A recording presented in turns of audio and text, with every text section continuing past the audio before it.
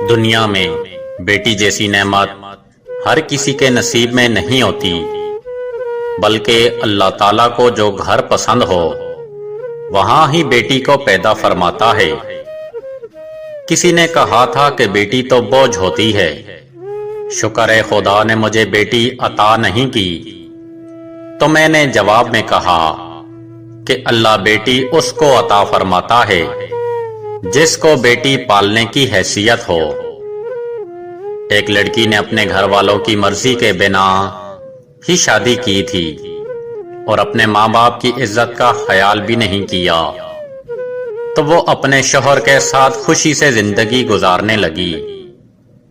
اللہ نے کچھ عرصہ بعد اس کو بیٹی کی نعمت سے نوازا، جس سے اس کا شوہر خوش تو ہوا مگر اس کی زندگی ہی بدل گئی اور وہ ہر وقت پریشان رہتا۔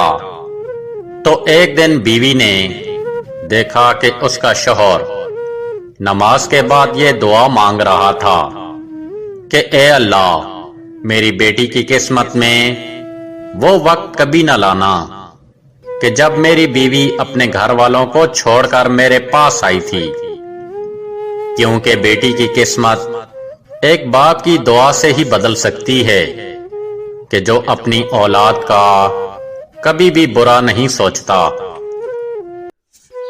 جو باپ کی ٹھنڈی چھاؤں میں گزرے تھے، زندگی کے وہی پل انمول تھے۔ باپ کی موت کمر توڑ دیتی ہے، کیونکہ دنیا میں وہی سب سے بڑا آپ کا حامی ہوتا ہے۔ ماں باپ کی نافرمانی موت سے پہلے موت کا اعلان ہے۔ جسے ماں باپ کی بات سمجھ نہیں آتی، اسے زمانہ بہت اچھے طریقے سے سمجھ لیتا ہے۔ قیامت سے کم نہیں ہوتا جس دن ماں باپ میں سے کوئی ایک نہیں ہوتا۔ اللہ پاک سب کے سروں پر والدین کا سایہ سلامت رکھے۔ یا اللہ، تو اپنی رحمت سے، اپنے کرم سے، اپنے فضل سے ہمیں اس حالت میں دنیا سے اٹھانا کہ جب ہمارے ماں باپ ہم سے راضی ہوں۔ ماں سچ کہا کرتی تھی کہ فکریں انسان کو بوڑھا کر دیتی ہے۔ یاد رکھو، دنیا میں ہمیشہ رہنے والا رشتہ اگر کوئی ہے تو وہ ماں باپ کا ہے، جو ہر تکلیف برداشت کرتے ہیں مگر اولاد کو سکھ پہنچاتے ہیں۔ روک لیتا ہے بلاؤں کو وہ اپنے اوپر۔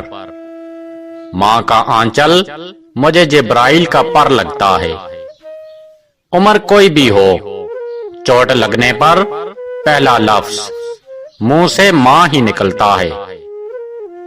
باپ وہ پہلا مرد ہوتا ہے جس کی محبت بیٹی ساری زندگی اپنے دل میں بسا کر رکھتی ہے، اور یہی وہ پہلی محبت ہے جسے عورت ساری زندگی نہیں بلا پاتی۔ جو کبھی ننھی سی حسرت کے لیے آ گیا آنکھ میں آنسو، کون رکھے گا مان میرے بابا کے بعد۔ ماں کی دعا کا شوق رکھ کر باپ کی بد دعا سے بھی ڈرو۔ اگر ماں جنت ہے تو باپ جنت کا دروازہ ہے۔ باپ سے بہتر کوئی بھی غم خوار نہیں۔